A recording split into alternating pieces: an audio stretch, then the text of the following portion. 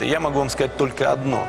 Никто никогда не вернется в 2007 год. Давайте все-таки вернемся в 2007 год и рассмотрим фильм Марии Калининой «Нахара». Это история друзей, отправившихся на поиски призраков в местность Нахара, имеющей дурную славу. Что ждет их в конце пути? Сейчас узнаем. Итак, фильм начинается с очень долгой заставки. И вообще фильм очень затянут. Так что давайте перемотаем. В фильме Марины Калининой «Нахара». Нахара. Нас знакомят с тремя главными героями, которые грузятся по поводу дипломной работы. Чего грузитесь? Да все о том же. Мне через 2 месяца диплом защищать, а писать не о чем. Хотя вроде уже везде были. В заброшенных домах, старых землянках. Толку никакого. Я говорил тебе тему диплом не менять? Говорил. Наверное, у всех есть друг, постоянно предлагающий подобное. У меня недалеко от деревни балаган старый есть. Так про него всякие странные вещи рассказывают. Один охотник лет 30 назад зимовать там собрался. Перевез вещи. И что? И говорит, что завтра за водкой приеду. Дня 4 его ждали, ни слуху, ни духу. Мы у деда с товарищем отошли. Подходят к балагану. Заглянули в окошко. На столе керосинка горит. И тень какая-то от дороги.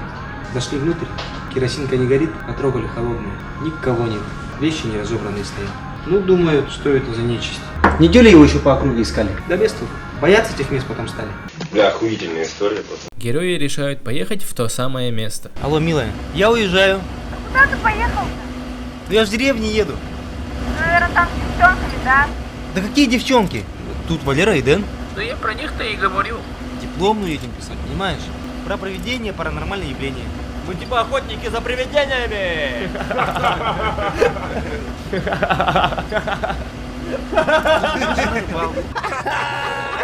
Талант, и он талант, Ghostbusters! Охотники за привидениями. Настоящие. Наши охотники за привидениями решают ненадолго остановиться. И тут происходит непонятная чертовщина.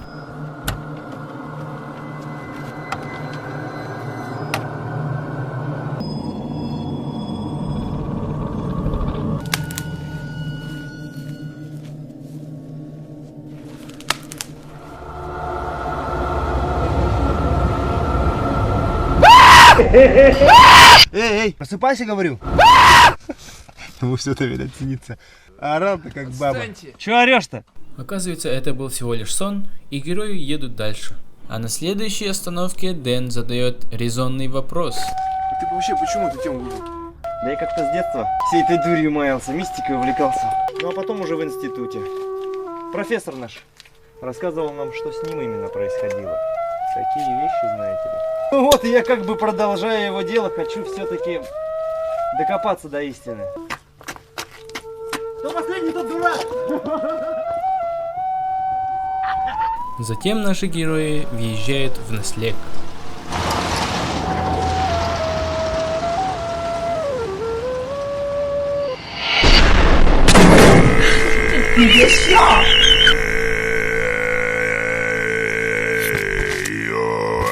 Там они останавливаются у родителей Сергея. Вечером банька. О, вот это дело! Мама, хорошо, банька! Да, в городе такого нет. Веники есть? Обижаешь? Сейчас принесу? Давай. О, вот это другое дело. Давай, моя спина ждет тебя. Кость. О, давай. Ой, Серега, сейчас теперь бы водички еще. Сейчас принесу? Давай. Don't let your kids watch it. Пока Сергей собирает воду, происходит следующее.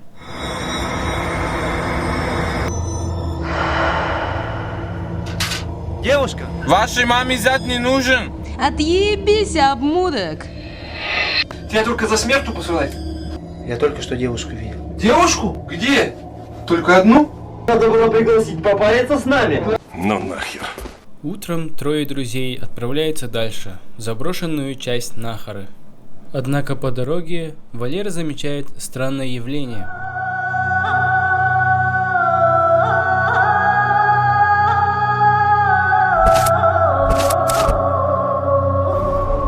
Путешествие во времени?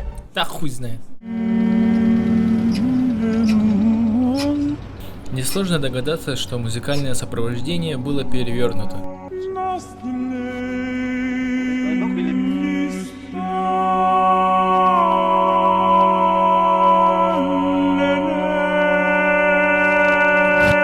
И это хорошая идея, ведь даже песня Бейонсе будет звучать крипово при обратном воспроизведении.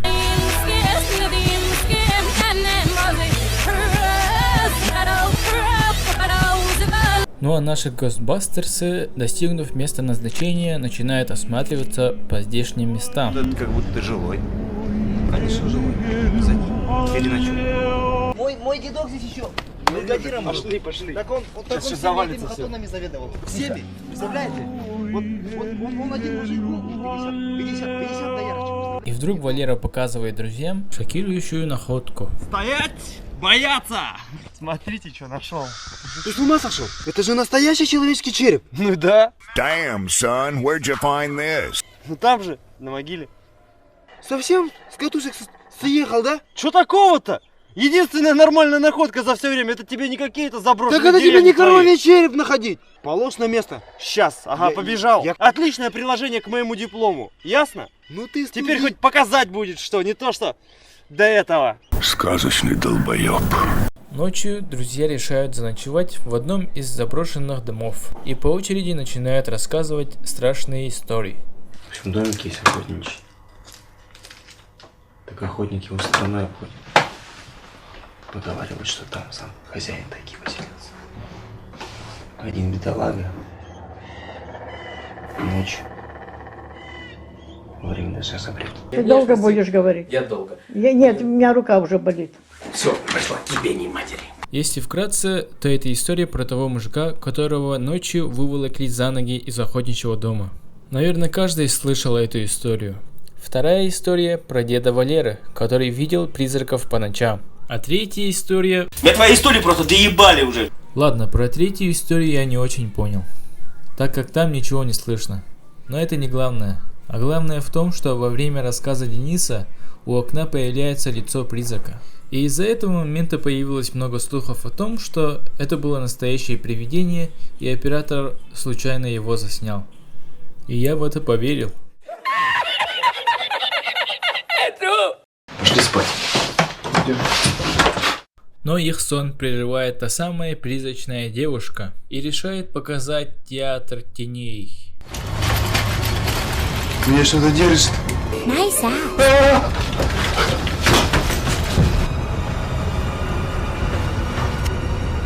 Че уставился, пидор? Вот это видел?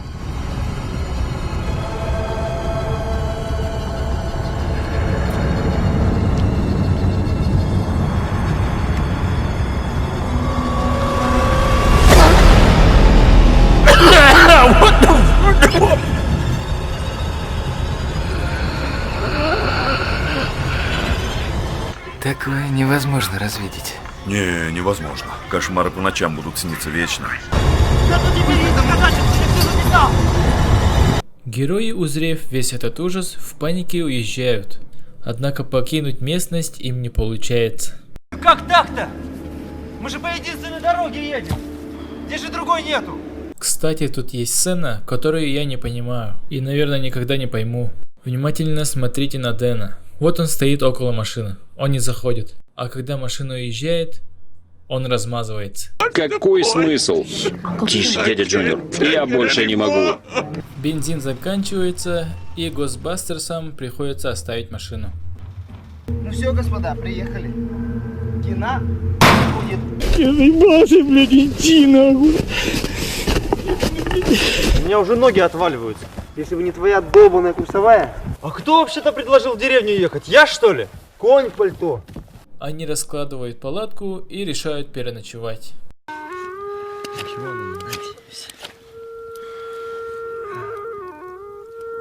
Убери ты наконец ту палку, сколько можно держать ее? Оставь, а! Пилишь и пилишь, уже полдня. Оставь, сказал! Да успокойтесь вы, наконец! Неловко. Утром с Сергеем происходит следующее. Никогда не гадали, глядя на человека, что там у него в голове? Gerekirse Выходи за меня! Окей!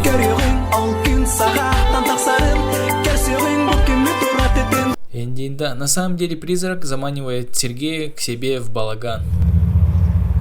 Не лезь, блядь, дебил, сука, ебаный. Дебил, блядь. На тебя сожрет, блядь, нахуй ты. Блядь! Тем временем остальные ребята только проснулись и замечают, что с черепом что-то не так.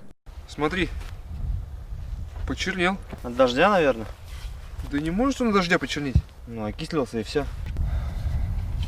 Чем бы вы занялись, если б деревня полная призраков не хотела вас отпускать?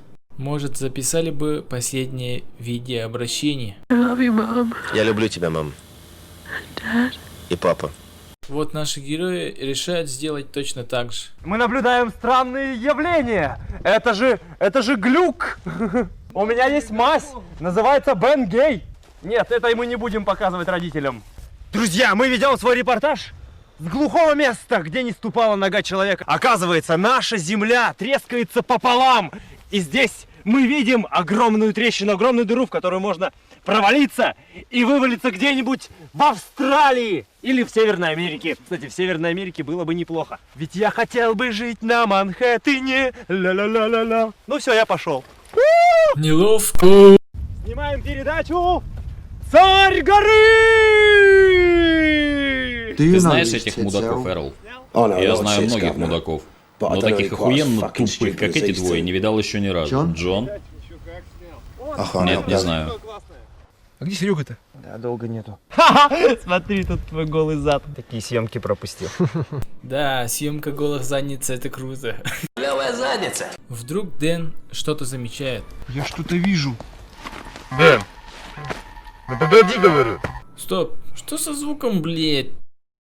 А, ну все ясно. I'm a virgin. Не ходи туда. Ну хватит уже, это, наверное... Да это Серега прикалывается. Да ничего там нету.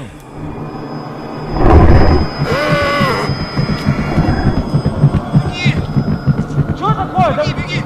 Беги отсюда, беги! Быстро, быстро! Лучше мы разделимся.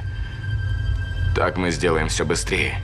Но сделать все быстрее не получается. И нам показывают, как Дэн очень долго убегает. Однако ему получается найти Сергея. Но это ничего не меняет. Нет, не заперто! Нет! Они заперли меня! Нет! Я скоро вернусь. Нет, стой! Бежим дальше. Но Дэн все-таки добегался, и нам показывают следующие кадры.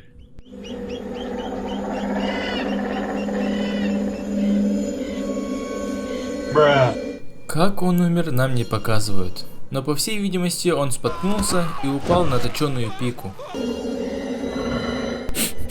Фу, блядь. Потом нам показывают, в какую ситуацию попал Сергей.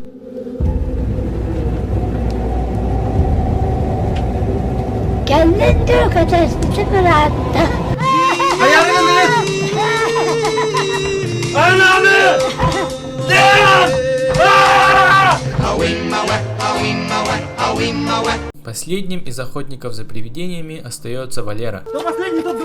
После долгого блуждания по лесу он находит деревню. Деревня. Люди. Мне нужен телефон. Нужно вызвать милицию. Мои друзья пропали. Телефон одного. Понимаете, мы приехали с друзьями, мы искали. Какой-то день.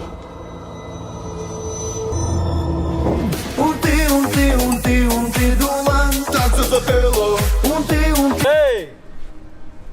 Пиздуй отсюда. А деревня эта, оказывается, давно заброшена. И Валере все это померещилось.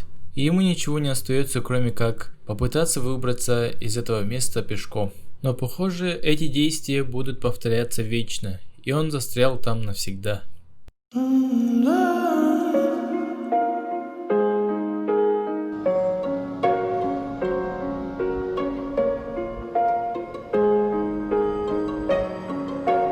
La la la la la la la la la la la.